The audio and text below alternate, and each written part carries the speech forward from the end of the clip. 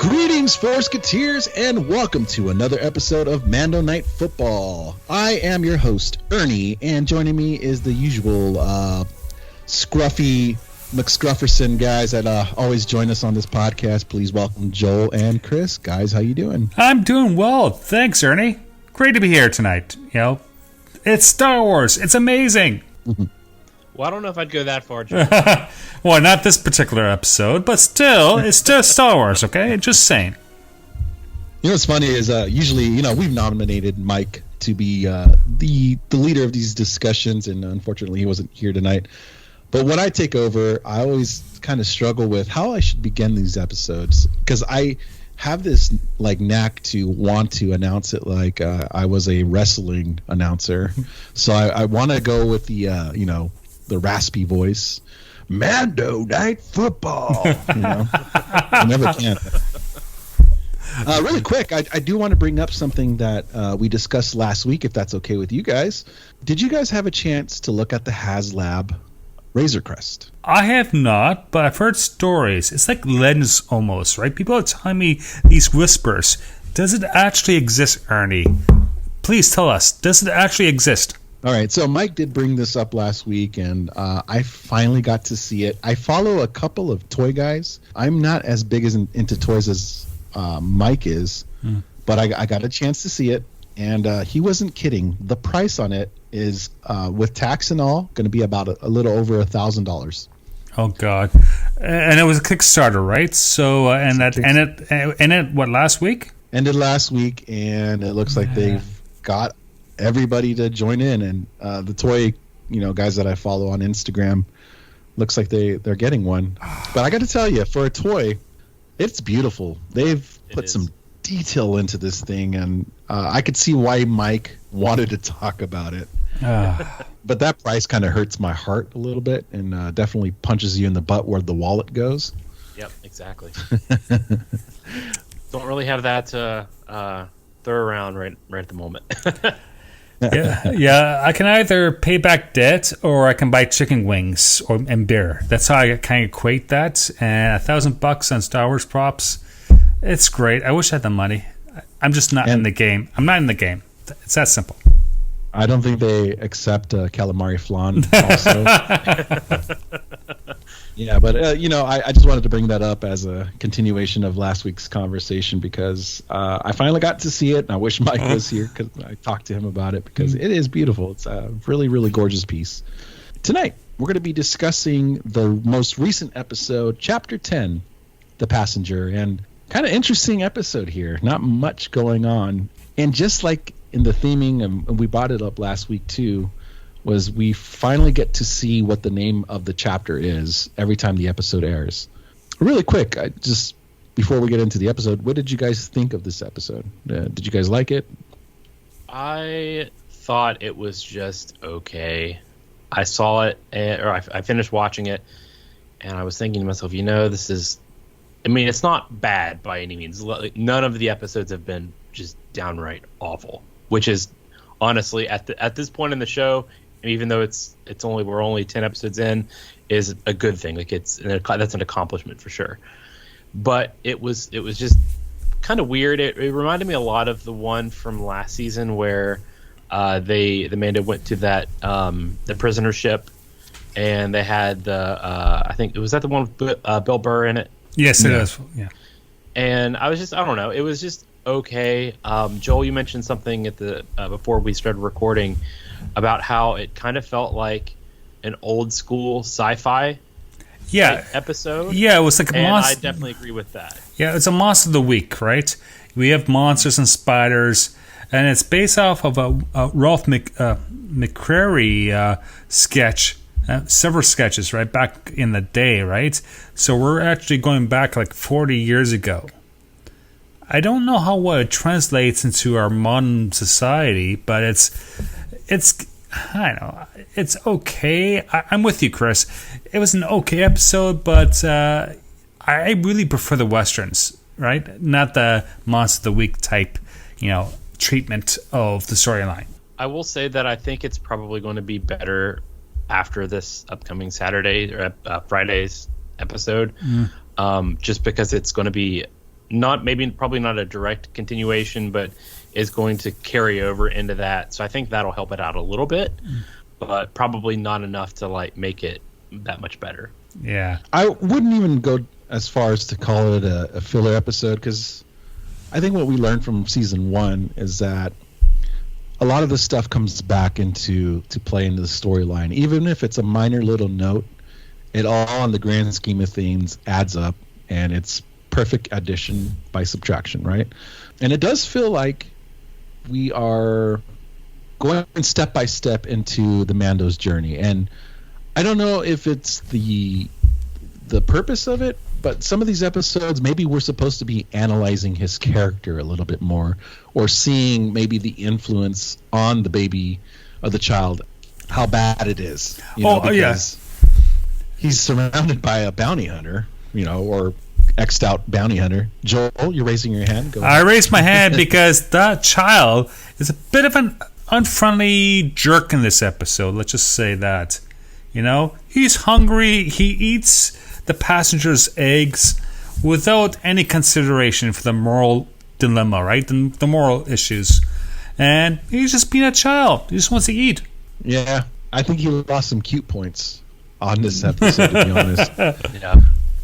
Kind of horrifying, to be honest. Really think about it. He's like committing genocide. Well, it's not fertilized, so it's a life. So he goes into some deeper issues, but still, it's just let's make friend of the frog woman person, entity, and she's on a moral crest, right? She's doing the right thing. She wants to spawn. She wants to have kids through her lineage, which their species put so much importance to. And then we have this gag where the child or Baby Yoda basically snaps and eats around the edges of her offspring. That sounds terrible, doesn't it? So I had to think about it in a certain way here. I did have to think about it as eating chicken eggs. However, he's just swallowing them whole, which is kind of wrong in that sense. Yeah, I do think this was supposed to be a gag, and I think the gag fell short. I don't think it was funny at all. It wasn't funny the first time for me, and it certainly wasn't funny the last time. I think that was a miscue on this one. I don't know what the point of that was. It definitely, at least even in a character standpoint, shows that the child eats anything. He even goes up to the spider egg, which hardcore reminiscent of Aliens. Yep, or Alien. That's exactly what I thought of. I'm glad you got this stuff off your chest, guys. I appreciate that. No, we're not done.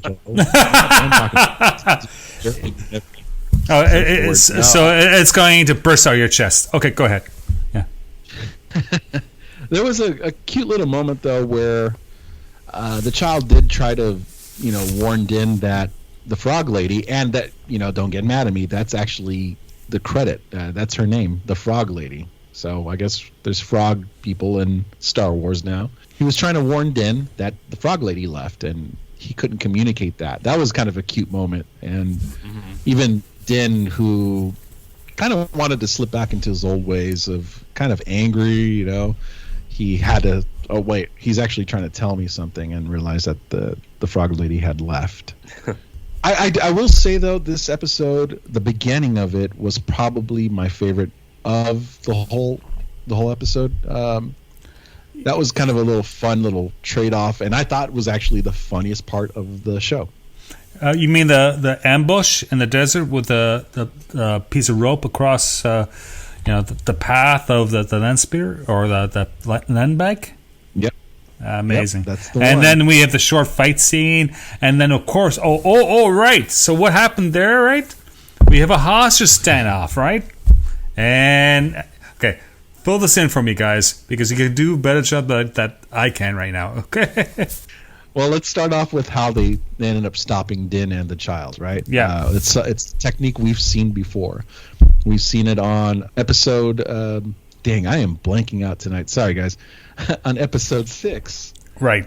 Return of the Jedi. It's a technique used on Endor. Yeah, the Ewoks. It's always the Ewoks, right? So you can boil anything.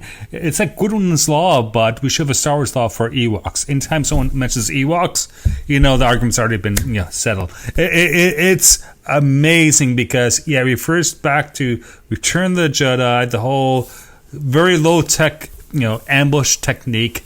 Yeah, and that actually hurt the Mando, right? Because he went head over.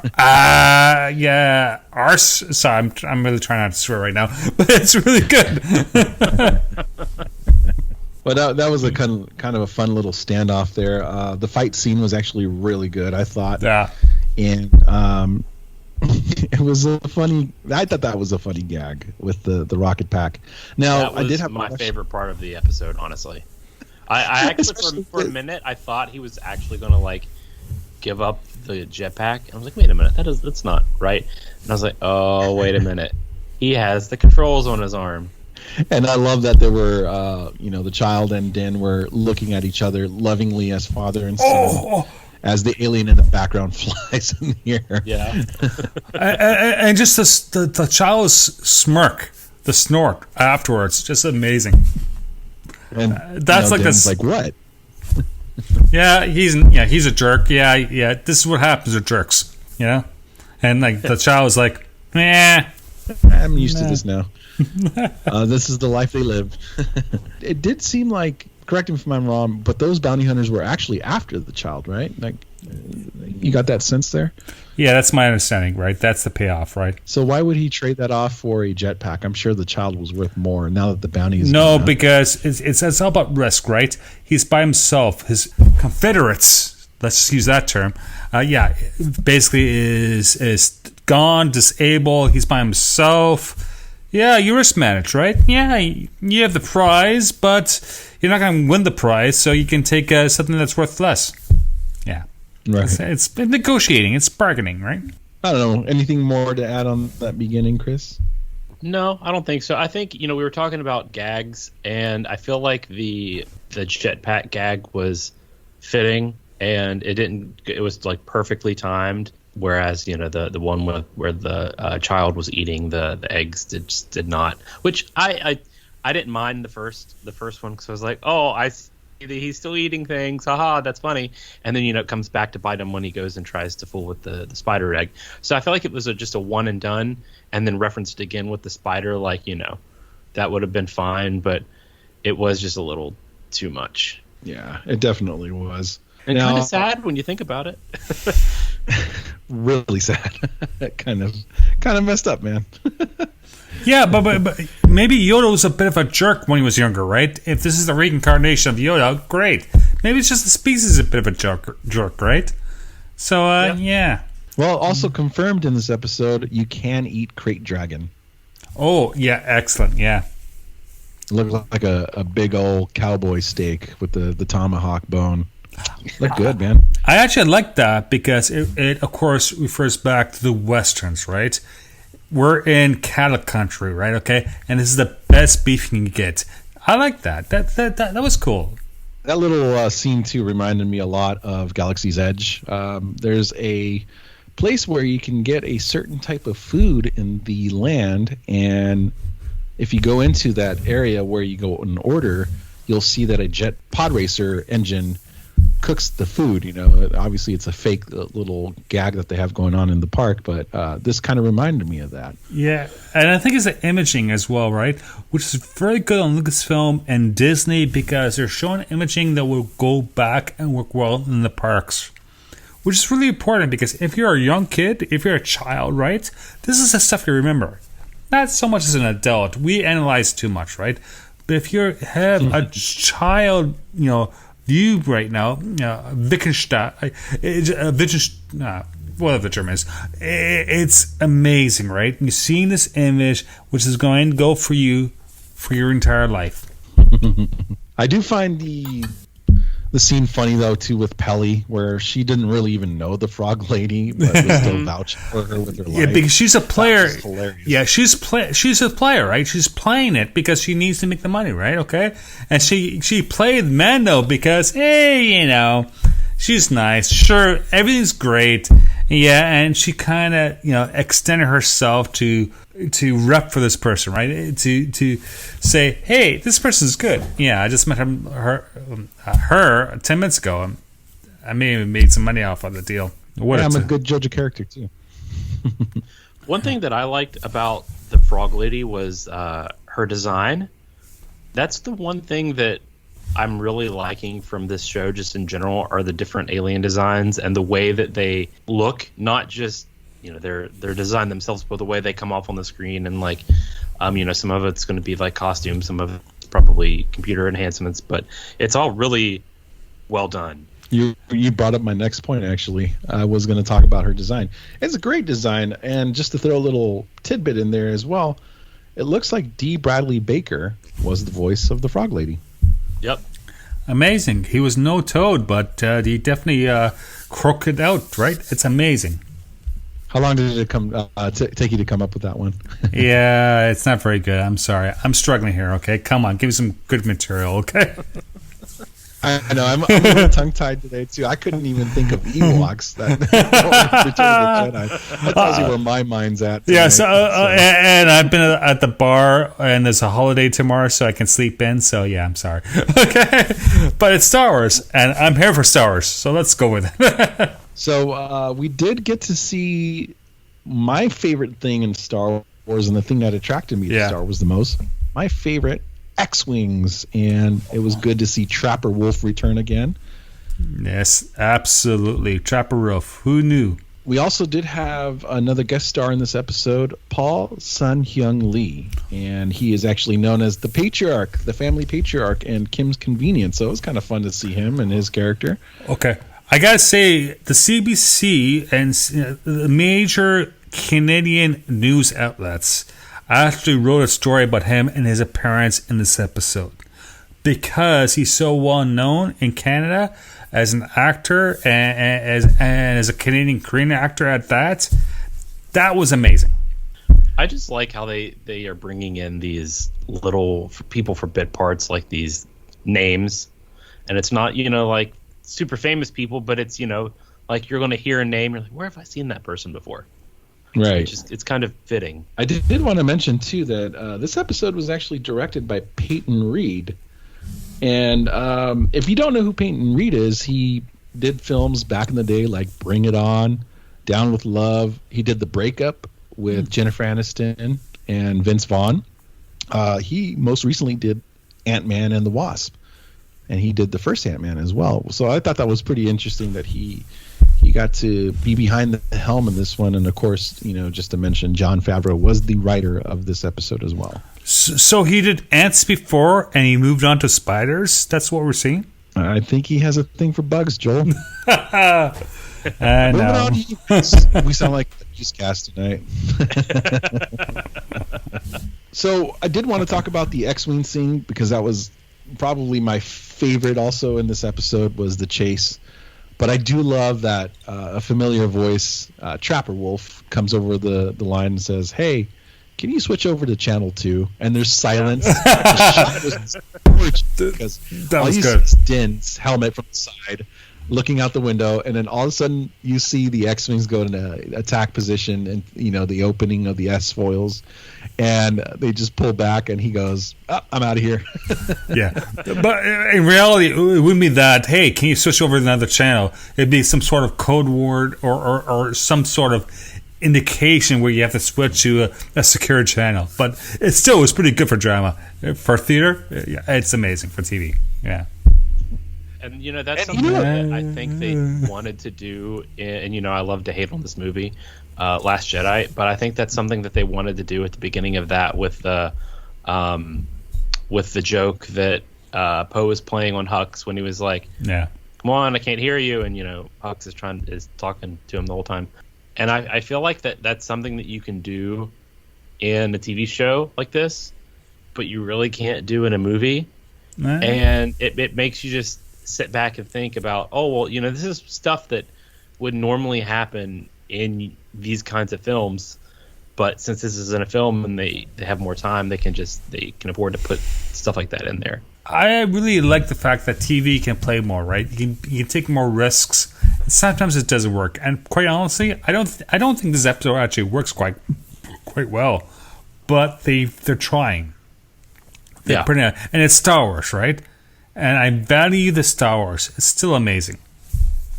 And I think Chris even hit it on the head in the beginning. Was this episode was not bad. I think we just wanted more and expected more. But this episode still is a solid episode. I haven't had an episode of The Mandalorian yet from season 1 or season 2 that I've hated. And I think it just works for me. It's still exciting. It's still Star Wars, as Joel said. This episode just didn't. I think we're just wanting more out of his journey. But there's a lot of things to unpack in this episode as far as character development goes. Yeah. I think that's really the whole point of this show.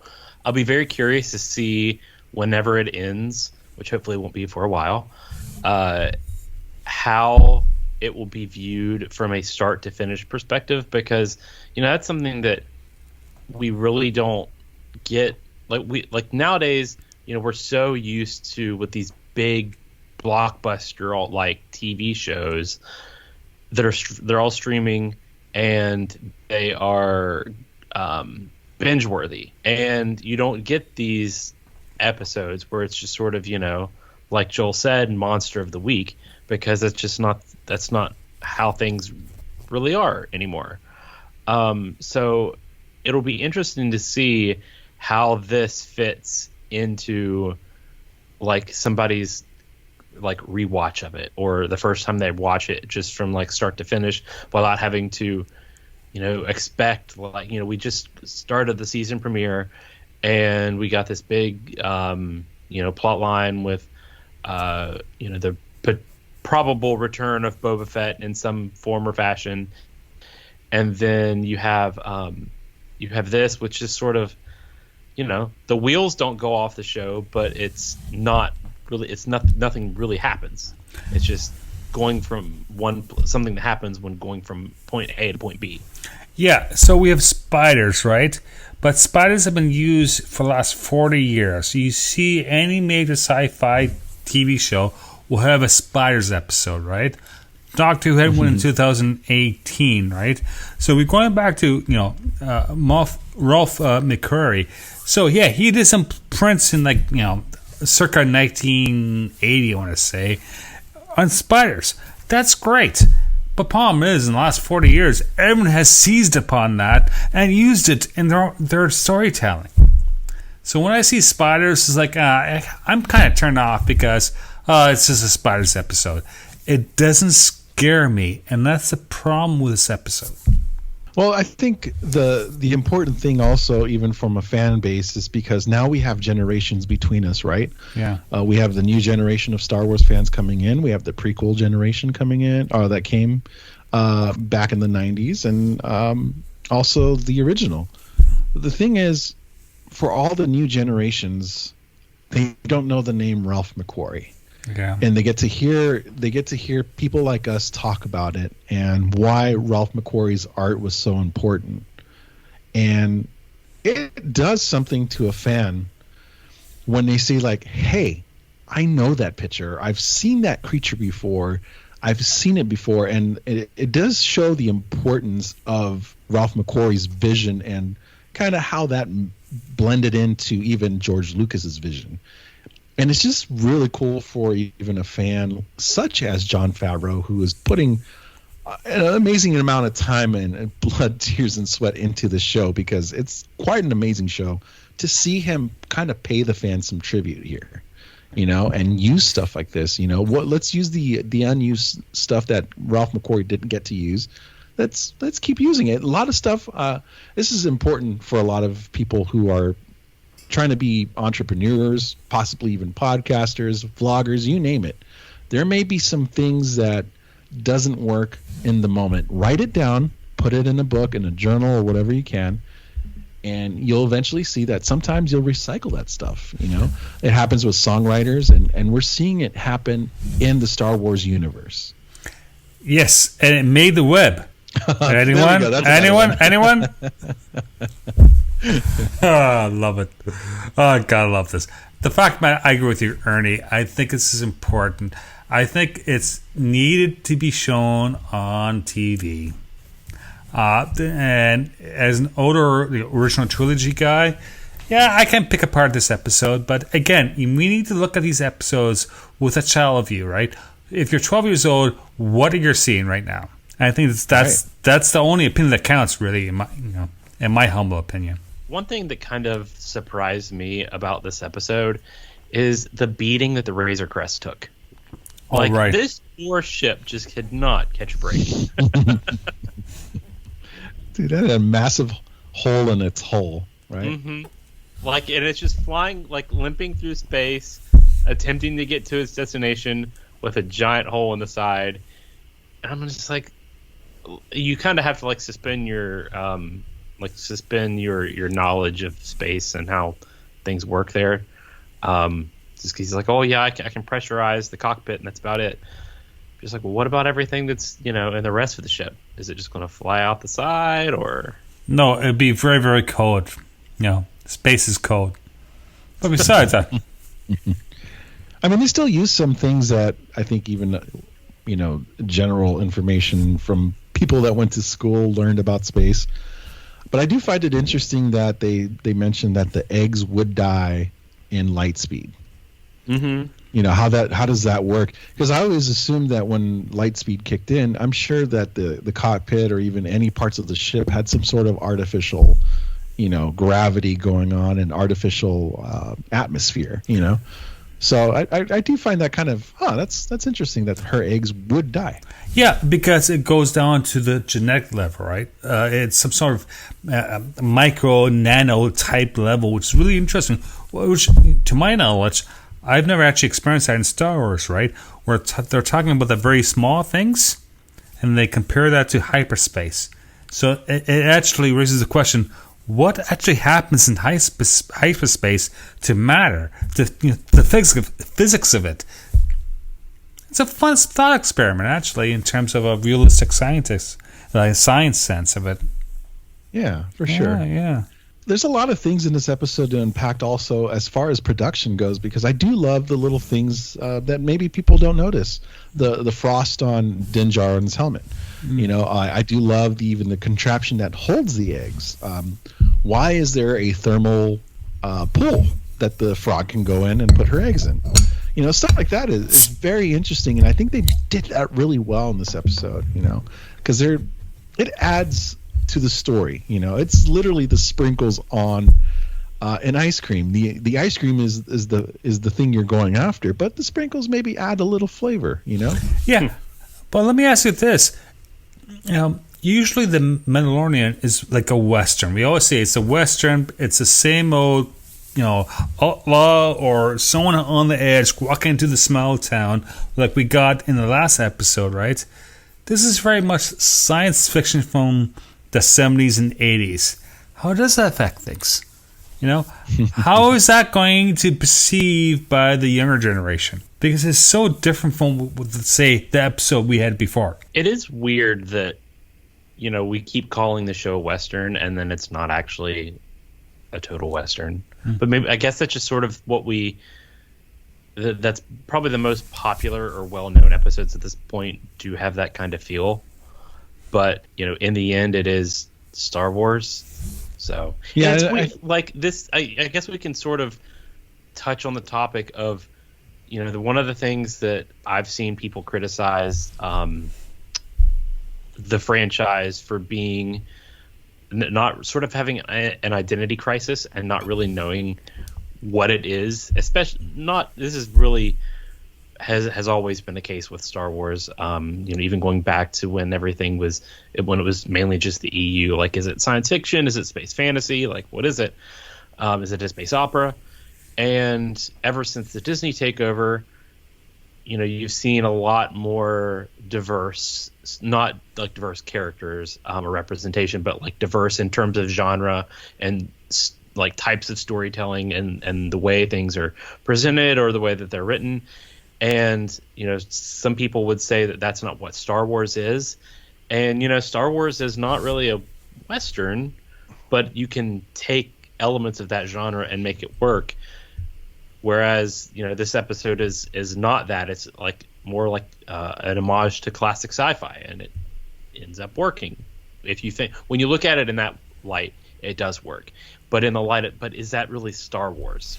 Yeah, so if you see it from like 1960s science fiction, absolutely, this episode worked great. But the problem is, it's Star Wars, right? I think the sophistication of the fans have moved beyond that. And I don't think that works very well in this context. But I think time will prove me wrong, right?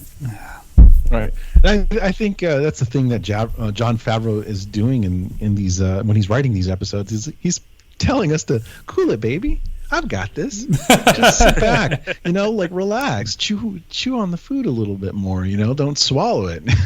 Because I do agree with you. There's moments where I'm like, oh my God, this is totally a Western. And then there's other moments too where I'm like, this is totally a samurai movie. And I think at the end of the day, the foundation is still Star Wars, and I think the theming of it is important, and they're all foundations for the house that it's building. And I do love that we get diversity as far as characters go, worlds go, and even plot lines. We don't need a shoot 'em up, bang 'em up type of episode every single time, because there's a lot of things to unpack. And I do love that I began this episode not knowing what the hell we were going to talk about, because there's not much as far as the storyline goes, but the conversation comes out and, well, what if we turn the attention onto this?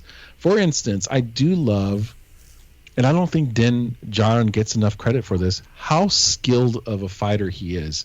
Not just because he punches hard or he can kick hard or he shoots better. It's because he uses the tools he has available to him. He's right? very tactics minded. Right, exactly. So there was a scene where he's getting attacked by the three cronies. Two of them had him pinned against the rock. The other one was going to shoot him from afar, so he used his grappling hook, pulled the grappling hook out of the guy who's going to shoot him. The gun comes out and knocks the other two out. There's a moment where he's trying to close the door, and what does he do? Uses the flamethrower. Like, the guy is consistently moving and using the tools available to him, and he's just such a skilled fighter. Ernie, do you think he's the Batman of the Star Wars universe? I would agree. I do think he is, because he, in the moment, is a quick thinker. He doesn't panic. He's cool about his situations. And I do love that he's kind of wrestling with the old ways. He's wrestling with the old ways of what a Mandalorian is and blending it in. It's funny when he gets called out on it, too. In this episode, the frog lady calls him out and says, I thought your creed was to honor the pact. Yeah, that's going to hurt. That's what a Mandalorian does. It reminds me of Kuil when he said, you guys rode the mythosaur. Like, you can ride this creature. Stuff like that keeps being reminded almost every single episode that, he's got a code to follow and he will follow it. He's just changing himself. Yeah. That's really cool. Another thing that I thought this episode did well was it was very clever about the way that the frog lady was able to communicate with the Mando when she saw the droid head and reconfigured it to be able to speak and like have it talk. I thought that was very, very clever. That was an awesome scene. Q90. Yeah, the translator. I do love that Din still kind of feels a little bit afraid of droids, and he says, that thing's a killer. She's like, I just hacked into its system because I need to speak with you. Yeah. But again, it's coming from like a frog lady, and that's the proper title of her, right? It's like tadpoles, trying to kill you. It's going from what we perceive as a weakness life form, someone who actually has a sentient thought, feelings, brains, intelligence. It's all this good stuff. That was great, man. The fact of the matter is that she can hardwire and hack, a dead droid in order to have a translation program work. That's awesome on her. Yeah. I think dialogue is very important too, and the dialogue in that scene, I don't think it would have worked for the frog lady had she not done that moment, right? Yeah. That was really good writing because it gave her more depth and character where we realized that she is doing everything she can because she specifically said, these eggs are the last of my life cycle. Yeah. And that adds a lot of weight to her character and why she's like, let's just get out of here. I need to get to Trask, another planet we yet to see. But that made her character very sympathetic and made Din protect her more. Yeah, she's on a quest, right? It's an obvious a quest story, and it's personal because we're dealing with her family. And what's the in terms of the medium is that, yeah, she's a frog lady. Yeah, so as humans we have some sort of empathy with her, perhaps in the storytelling that comes across, right? It's about trying to show the other, right? Not being an enemy, but being a friend, and we need to protect them. So there's a lot of things happening in this episode, if you want to drill down to this, right?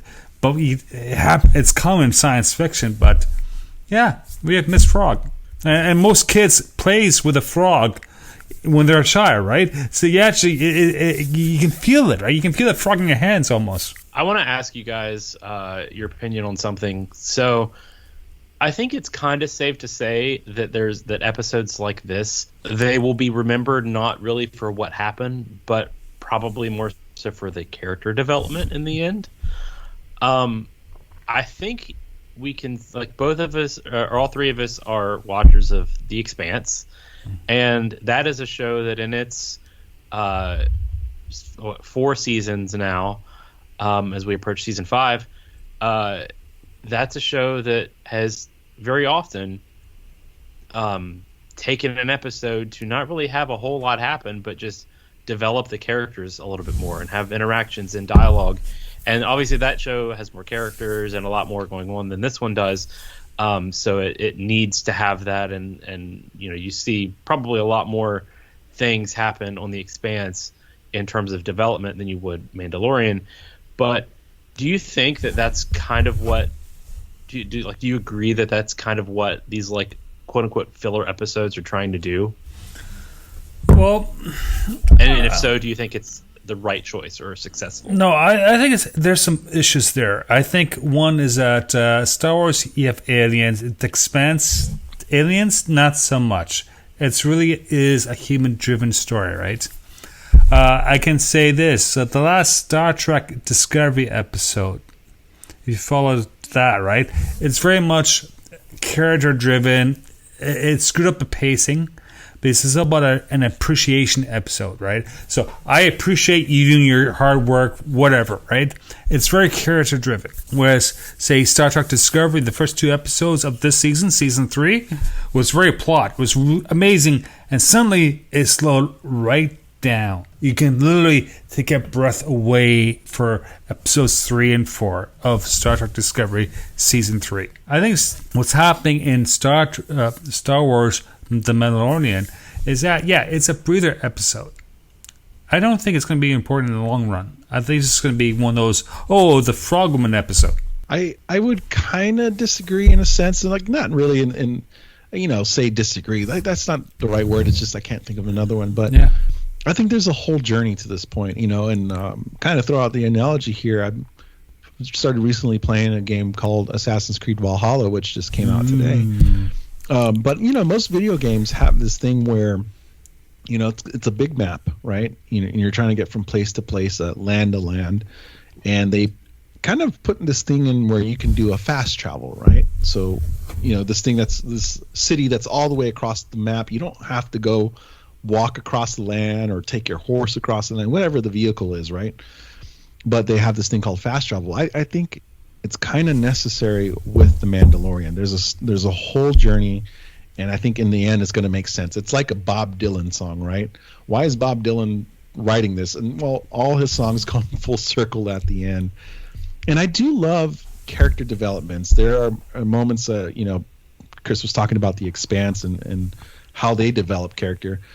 We all know the main character, Holden, is a great leader. But I think the character developments in The Expanse are when Holden is around his coffee maker and drinking coffee. Those are key moments. And I think there was one thing about Rogue One that I wish would have had a little bit more, was a lot more character development. It's not until I actually sit down with you guys and we record these episodes that I start to think a lot more about it, right? And I think it's important for Star Wars fans in general to just talk about these episodes, or even just listen to Like somebody I love to watch is Alex from Star Wars Explained. He kind of puts all these thoughts into my head and makes me think a lot about the episode in ways that I never have before. And it's one of the reasons why I even wanted to start this podcast with you guys. This episode, which could be, it was Joel named a breather and Chris named essentially a filler. These are episodes that you and I and my friends who love Star Wars can sit and be like, well, what's interesting is this. And I do love that. That is, I think, a key moment. I think something even in society that we're missing nowadays is the art of conversation. We get to unpack this episode that really didn't have much going on except a X-wing chase, right? A spider chase, and a limping to a planet called Trask. Oh, no. Wait. Hot tubs. There's hot tubs here. There's hot tubs. Can't forget the hot tubs. But, we can sit down and tell you, no, there's a lot more to this. Did you miss this moment?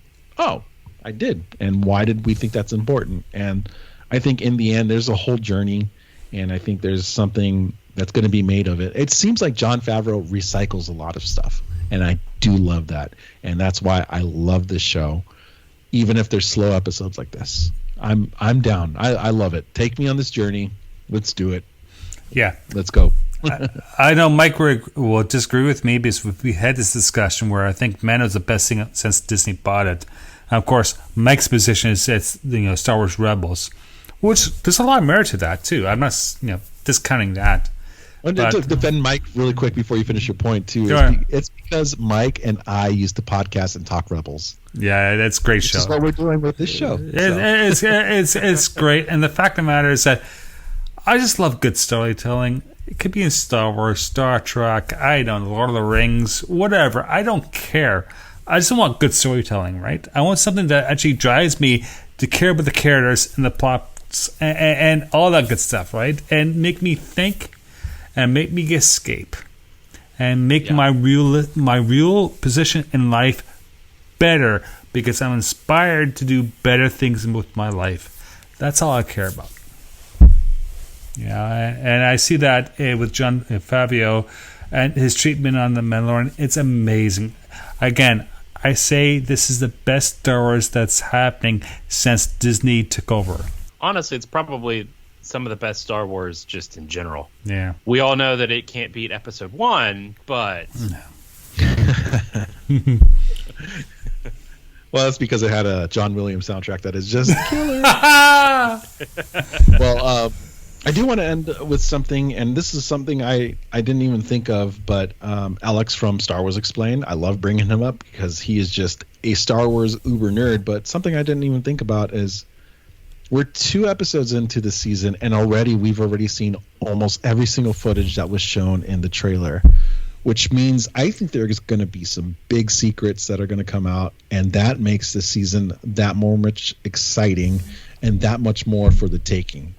And I think these episodes where we're discussing almost air and character development is going to be just so much more about, oh my God, that was exciting.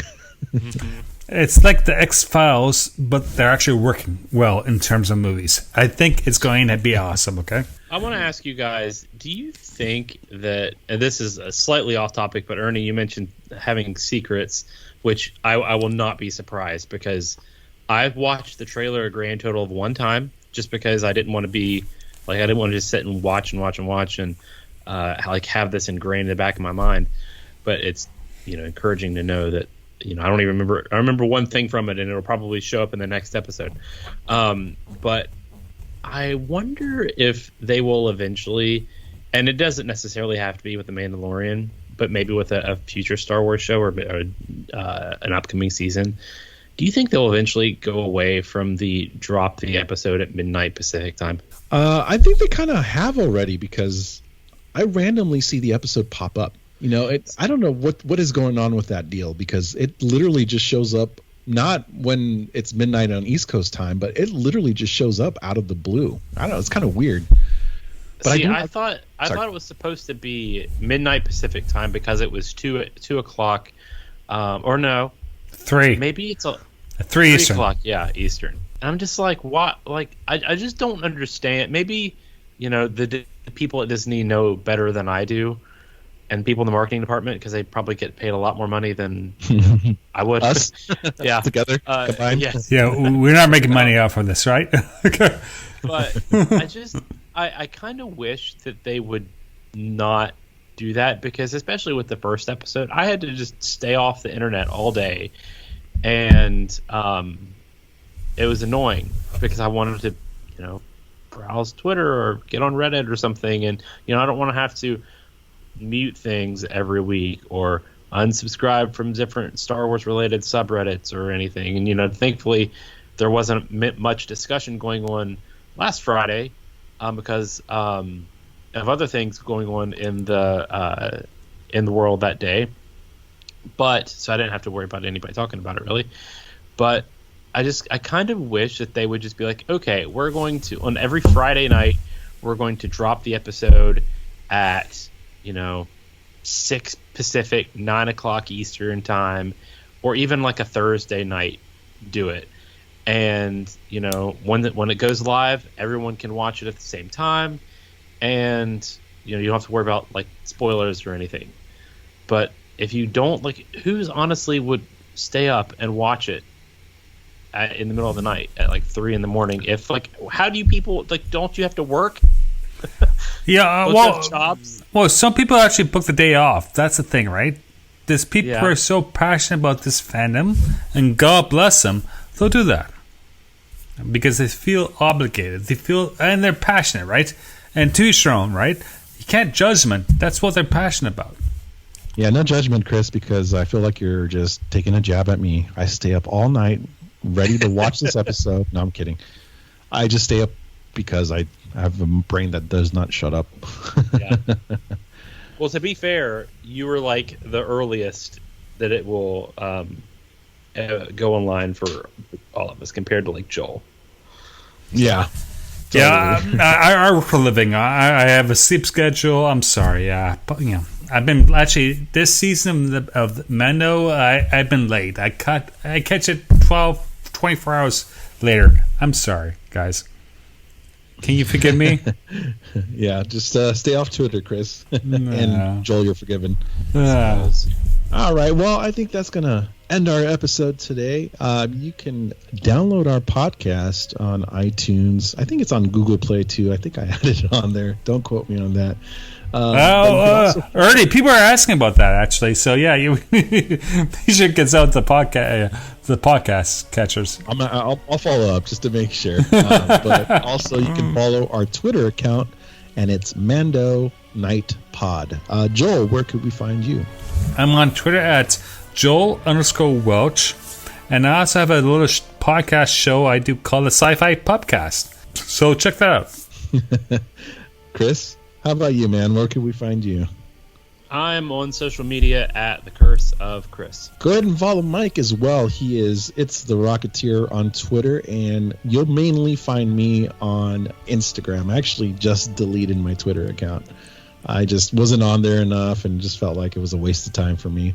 But you can follow me on my Instagram account at Your Buddy Ernie. And guys, we will see you next time. Bye now.